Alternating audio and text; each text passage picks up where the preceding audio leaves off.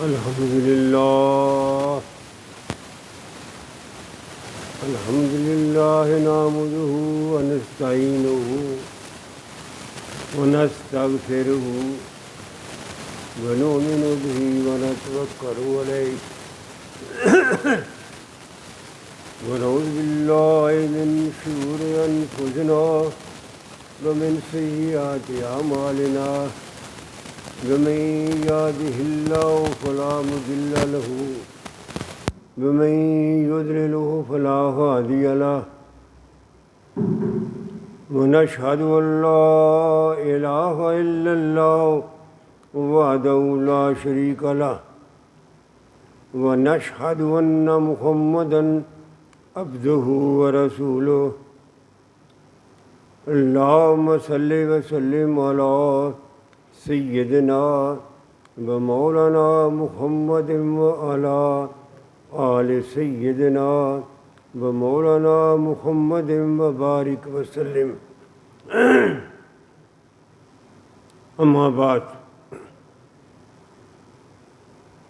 أعوذ بالله من الشيطان الرجيم بسم الله الرحمن الرحيم وإذا النفوس زوجت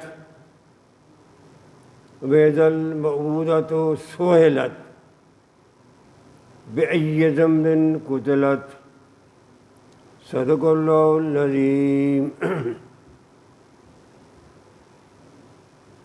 سامعین محترم، یہ سورہ تکویر کی 3 آیات 20واں پارہ ہے، اور یہ سورت نبوت کے آغاز میں نازل ہوئی تھی. اس میں اللہ تعالیٰ نے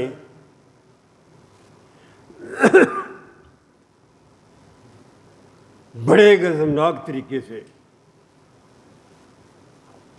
اس بچی سے سوال کیا ہے. قیامت کے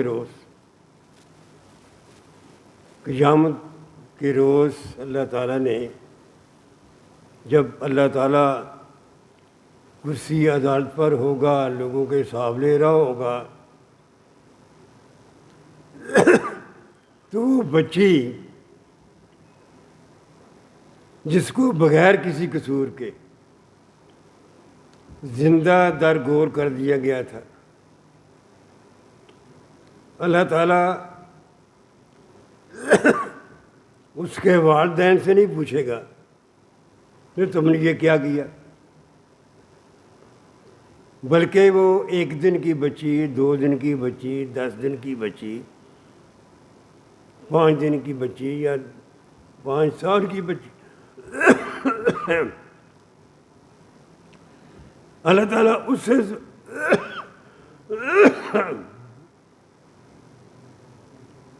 سے سوال کرے گا.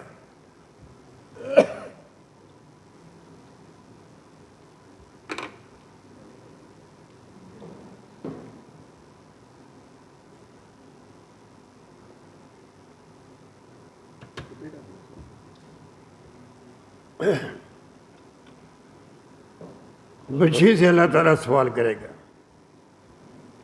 بڑے غضبناک طریقے سے، بھی تمہیں کیوں مارا گیا، تمہارا کیا قصور تھا؟ تو قبل اس کے کہ میں ان آیات کی تشریح کروں،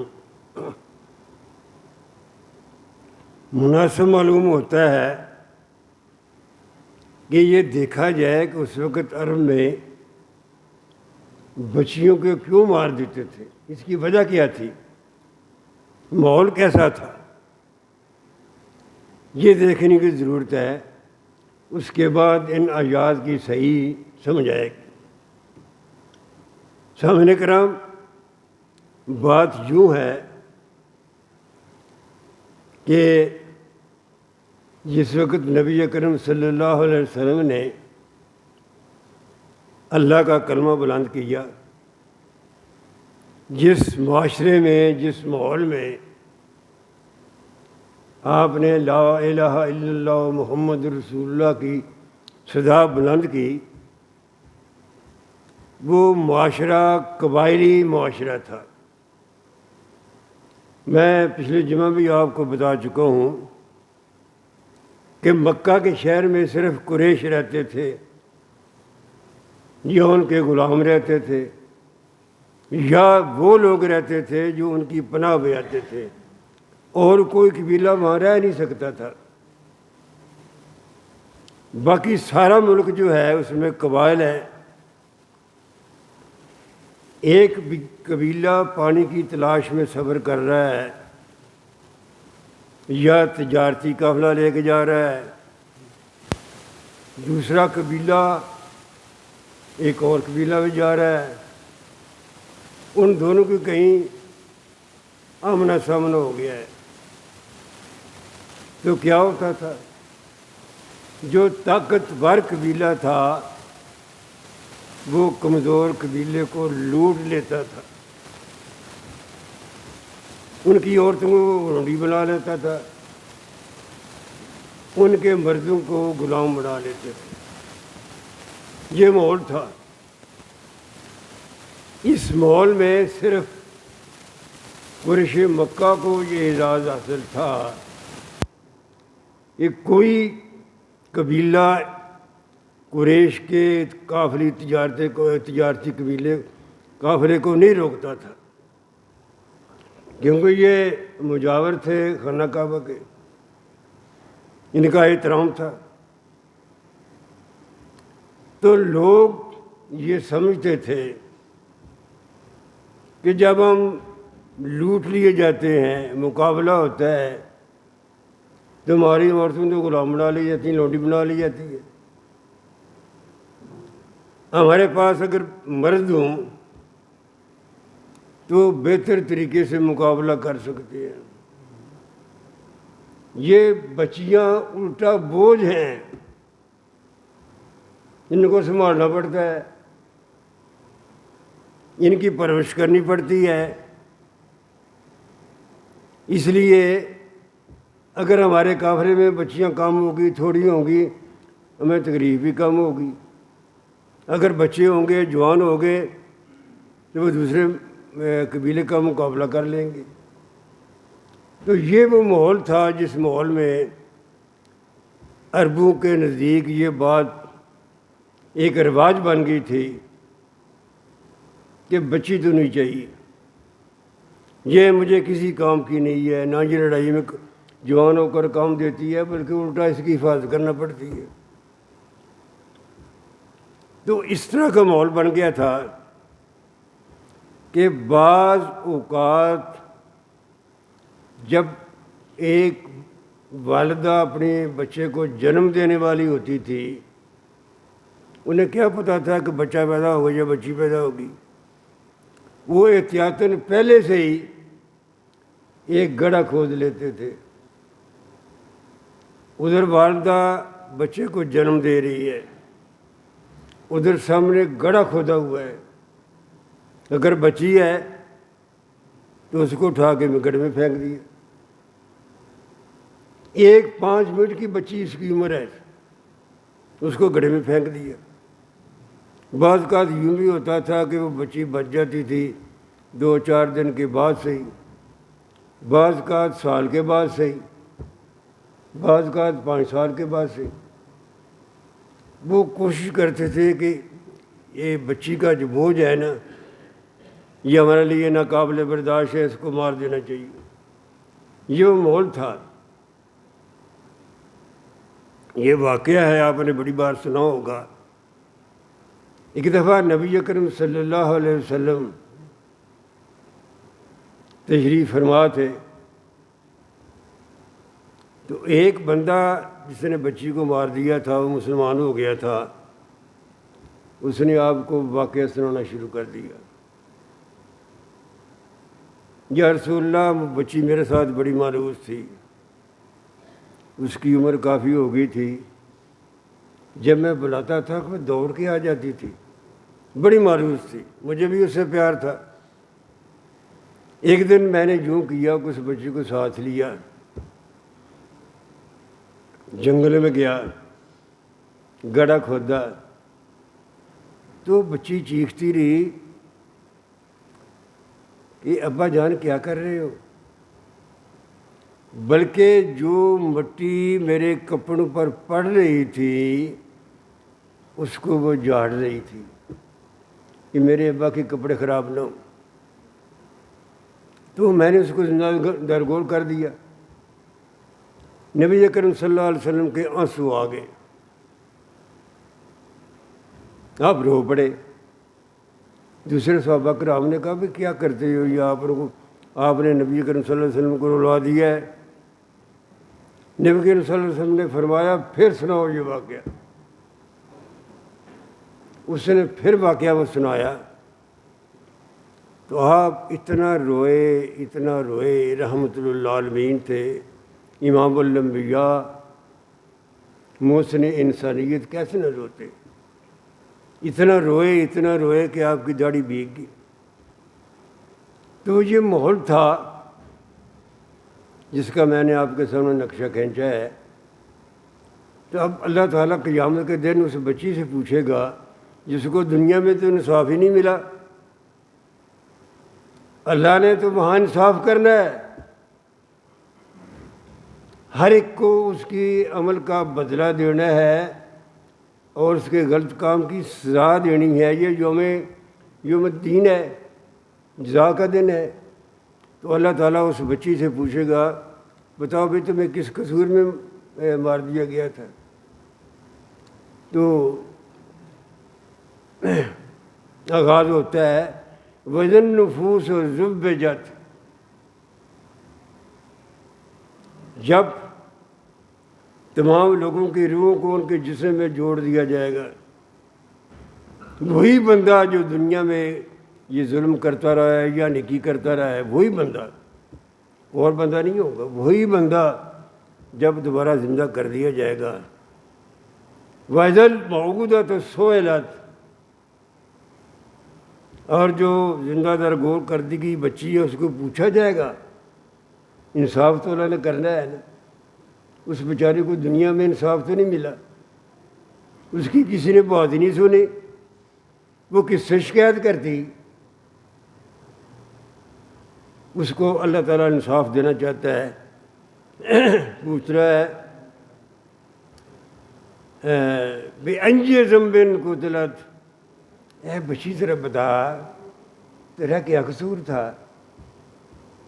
اب بچی کا قصور تو کوئی نہیں تھا۔ یہ اللہ تعالیٰ نے نقشہ کھینچا ہے اس دن کا۔ میں بات جو عرض کرنا چاہتا ہوں، اب یہاں ان آیات کی روشنی میں دیکھتے ہیں یہ حالات تھے، عورت کو کوئی مقام ہی نہیں تھا، عورت کے کوئی حقوق ہی نہیں تھے۔ کیا حقوق ہونے تھے؟ جب بچی کو مار دیا گیا تو باقی اس کی والدہ کا کیا حق ہوگا؟ تو نبی اکرم صلی اللہ علیہ وسلم نے ایک انقلاب برپا کیا، ایسے معاشرے میں ایک انقلاب برپا کیا جس میں لوگ بچی کو مار دیتے تھے، اور یہ انقلاب صرف عرب کے لیے نہیں تھا، یہ انقلاب قیامت تک کے لیے ساری دنیا کے لیے تھا۔ وہ کیا کہ آپ نے عورتوں کے حقوق مقرر کر دیے،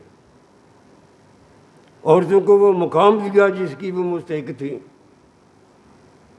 مثلاً ہم ماں سے شروع کرتے ہیں تو یہ کتنا خوبصورت فکر ہے، کیا بات ہے اس کی، جتنی بھی اس کی تشریح کرتے جائیں تو بات مکمل نہیں ہوتی۔ نبی اکرم صلی اللہ علیہ وسلم فرماتے ہیں کہ تم جنت کی تلاش کر رہے ہو، تم چاہتے ہو تمہیں جنت ملے، کدھر جا رہے ہو؟ جنت تمہاری ماں کے پاؤں کے نیچے ہے۔ کتنی خوبصورت بات ہے، کتنی خوبصورت بات ہے کہ نبی اکرم صلی اللہ علیہ وسلم نے عورت، ماں ایک عورت ہے نا، اس عورت کا مقام متعین کرنا ہے۔ سب سے پہلے ماں آتی ہے جو عمر میں بڑی ہے، اس کا مقام یہ متعین کیا کہ لوگوں اپنی ماں کی خدمت کرو، اور یہ شرط بھی نہیں ہے کہ وہ مسلمان ہو، کوئی بات نہیں، مسلمان ہو گئی ہے تو بڑی اچھی بات ہے، اگر اس نے کلمہ نہیں پڑھا تو پھر بھی تمہاری ماں ہے، تم نے اس کا احترام کرنا ہے۔ بڑے واقعات ہیں اس طرح کے کہ بیٹا مسلمان ہو گیا ہے لیکن ماں جو ہے وہ کافر ہے یا باپ کافر ہے، بعد میں مسلمان ہوئے ہیں کہ لیکن بیٹے کو حکم ہے کہ تم نے اپنے والدین کا احترام کرنا ہے۔ پھر بہن ہے، بیوی ہے، ان کے حقوق متعین کیے، ان کو وراثت میں حصہ دیا۔ یہ بہت بڑا انقلاب تھا کہ دین اسلام عورت کو وراثت میں حصہ دے رہا ہے، بہن کا بھی حصہ مقرر کیا، بیوی کا بھی حصہ مقرر کیا۔ جب وہ اپنے باپ کے گھر میں آئے تو پھر بھی باپ اپنی وراثت سے حصہ دے گا، یہ قرآن کا فیصلہ ہے، یہ حدود اللہ ہے، معمولی بات نہیں ہے۔ حدود کا لفظ میں اس لیے بول رہا ہوں کہ اس میں کسی گنجائش ہی نہیں ہے ڈنڈی مارنے کی یا یہ کرنے کی یا وہ کرنے کی، آپ پابند ہیں۔ اگر آپ حدود اللہ کے پاس نہیں کرتے، اپنی بیٹی کو اپنی بہن کو حصہ نہیں دیتے اپنی وراثت میں، چاہے تھوڑا ہی صحیح، تو آپ حدود اللہ کی خلاف ورزی کر رہے ہیں۔ اور حدود اللہ کی خلاف ورزی کیا ہے؟ اس کی کوئی معافی نہیں ہے۔ حدود ہوتی وہ ہیں جس کی کوئی معافی نہیں ہوتی، اگر کراس کر دیے تو وراثت میں حصہ دیا۔ پھر بیٹی کے متعلق فرمایا نبی اکرم صلی اللہ علیہ وسلم نے، کمال بات ہے، آپ نے فرمایا جس کی 2 بیٹیاں ہیں اور اپنی بیٹیوں کی وہ پرورش کرتا ہے، صحیح طریقے سے پرورش کرتا ہے، بیٹا کوئی نہیں ہے، بیٹیاں ہیں 2، ان کی پرورش کرتا ہے، تو قیامت کے دن وہ میرے ساتھ اس طرح ہوگا جس طرح یہ 2 انگلیاں ہوتی ہیں۔ اس سے بڑی بات اور کیا ہوگی؟ ایک صحابی نے عرض کیا یا رسول اللہ 3 بیٹیاں ہوں 4 ہوں تو پھر؟ آپ نے فرمایا جتنی بیٹیاں بھی ہوں یہی حکم ہے، یہی میرا وعدہ ہے، قیامت کے دن وہ بندہ میرے ساتھ اس طرح ہوگا جس طرح یہ 2 انگلیاں، بشرط کہ وہ ان کی صحیح طریقے سے پرورش کرے۔ نبی کریم صلی اللہ علیہ وسلم خود حضرت فاطمہ رضی اللہ تعالی عنہا آپ کی چھوٹی بیٹی تھی، یہ تاریخی بات ہے، ویسے بیان نہیں کر رہا۔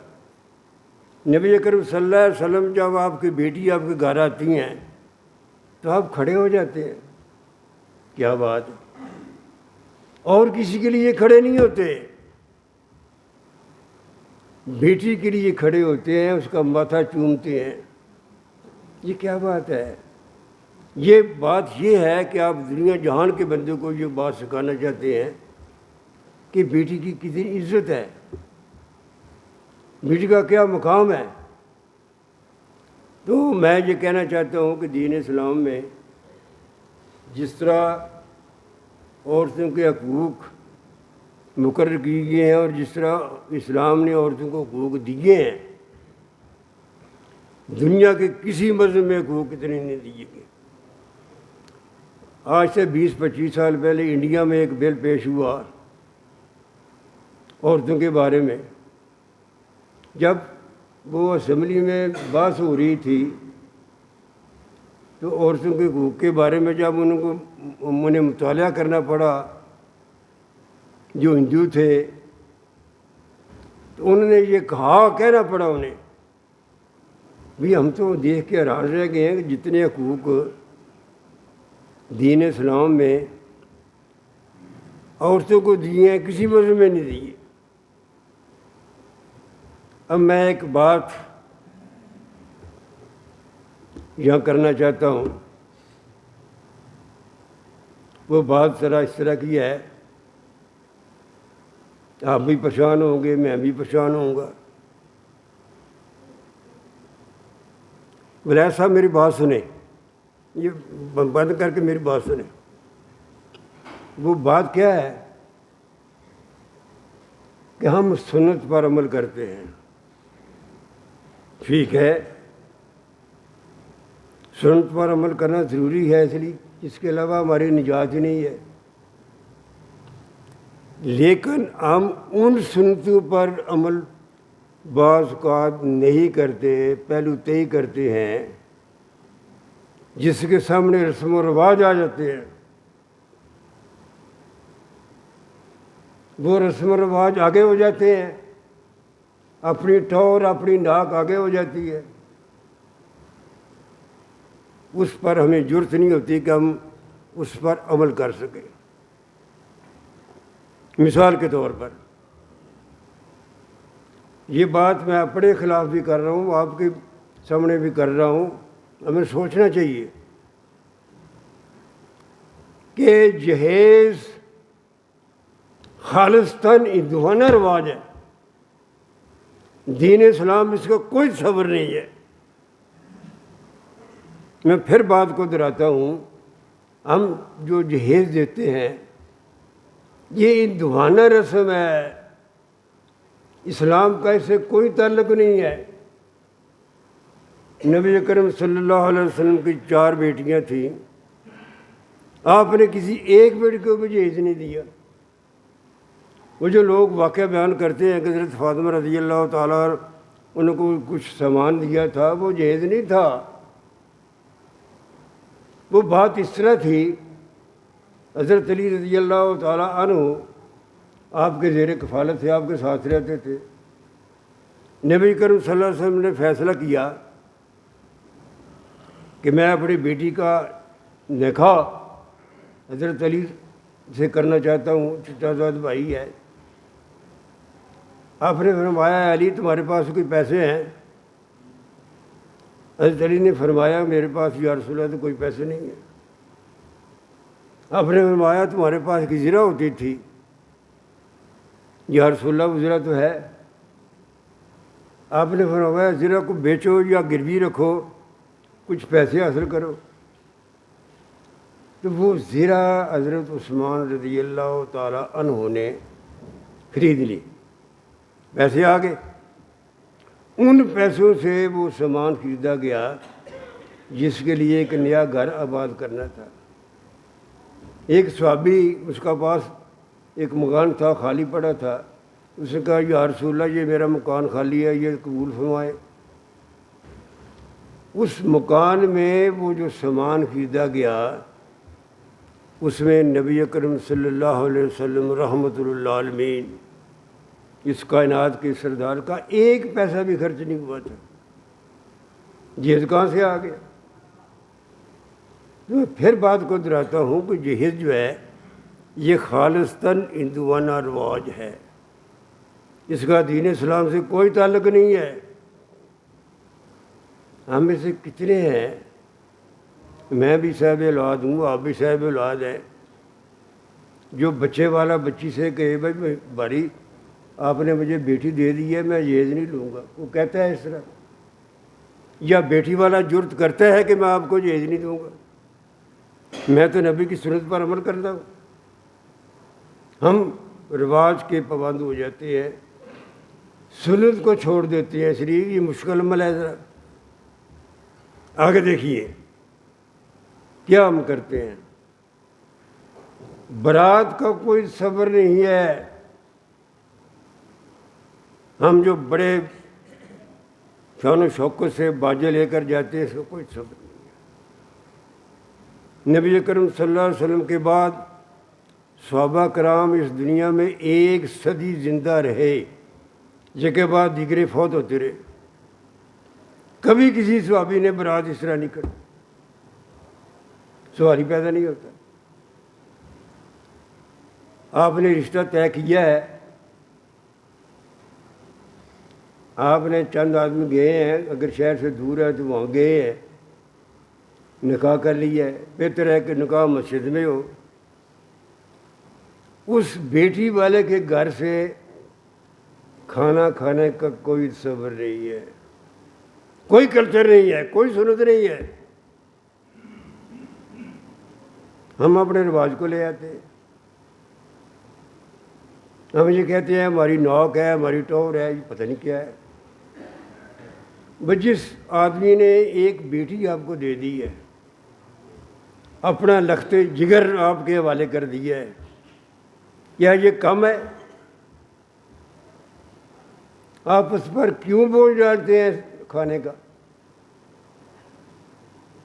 آپ کہیں میرے بھائی یہ ٹھیک ہے، آپ کی بڑی مہربانی، یہ آپ نے بیٹی ہمیں نکاح میں دے دی ہے میرے بیٹے کے ساتھ. ہاں البتہ وہ جو بیٹے کا باپ ہے یا جس کی شادی ہو رہی ہے، وہ گھر آ کے ولیمہ کرے، یہ سنت ہے. ولیمہ کرنا سنت ہے. تو میں یہ بات عرض کرتا ہوں کہ جہیز غیر اسلامی، برات کوئی صبر نہیں ہے. بچی کے گھر سے، بچی کے والد کے گھر سے کھانا کھانا کوئی صبر نہیں ہے. یہ سب ہندوانہ رواج ہے. ہم میں سے کتنے ہیں جو جرت کرتے ہیں اس بات کی؟ ہم بڑے بھی کہتے ہیں جی اس طرح مسواک کرنی ہے، اس طرح کرنی ہے، یہ کرنا ہے، وہ کرنا ہے، چاشت پڑھنی ہے، اتنے نفل پڑھنے ہیں، ساری سنتے ہیں، ٹھیک ہے پڑھو. لیکن یہ بھی تو جرت کرو نا. کیوں تم لیٹ گئے ہو رسومات کے سامنے، اور کیوں تم نے نبی کریم صلی اللہ علیہ وسلم کی جو کائنات کے سردار نے ان کی سنت کو پیچھے کر دی ہے؟ تو میں یہ عرض کرنا چاہتا ہوں، اب آہستہ آہستہ یہ ماحول بدل رہا ہے، لوگوں کو سمجھ آ بھی رہی ہے، کچھ لوگ اس طرح کرتے بھی ہیں. اسی پاکستان میں لوگ ایسے موجود ہیں جو بیٹی کا نکاح مسجد میں کرتے ہیں اور کھانا وہاں سے نہیں کھاتے. یہ ہمارے نزدیک گاؤں ہے مدینہ جسے کہتے ہیں، وہاں یہ آج بھی رسم موجود ہے کہ بیٹے والے بیٹی کے والد کے گھر سے کھانا نہیں کھاتے، نکاح کر کے لے آتے.